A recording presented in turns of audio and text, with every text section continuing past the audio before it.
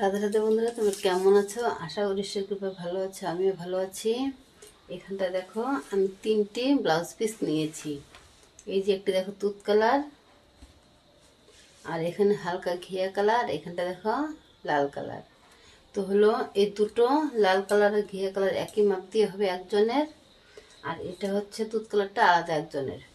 তবে আমি প্রত্যেকটা পার্ট দেখো আমি কি করেছি, সুই সুতো দিয়ে, দেখা যাচ্ছে কিনা জানি না, দেখো সুই সুতো দিয়ে ফ্রন্ট পার্ট, ব্যাক পার্ট আর হাতার পার্ট তিনটে আমি কাটিং করে, জাস্ট কাটিং করে সুই সুতো দিয়ে আটকে নিয়েছি।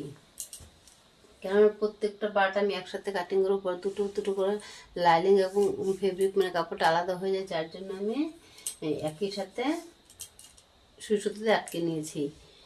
এই ঘিয়া কালার কাপড়টি তাই করেছি আমি, দেখো দেখা যাচ্ছে কিনা জানি না, এই যে দেখো, এই যে দেখো, এই যে সুই সুতো দিয়ে আমি আটকে নিয়েছি।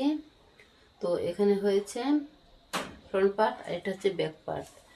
আর এখানটা দেখো দুটো হাতে একই ডিজাইন হবে, তাই আমি দুটো হাতে একই সাথে কাটিং করব, তাই আমি দুটো আমি একই সাথে রেখেছি। আর এখানেও তাই, দুটো পার্ট, এটা ফ্রন্ট পার্ট, এটা হচ্ছে ব্যাক পার্ট। দেখো বন্ধুরা, প্রত্যেকটা পার্টই আমি সুই সুতো দিয়ে আটকে নিয়েছি, কেননা তাহলে কাপড়গুলো নড়ে যাবে না, তাই।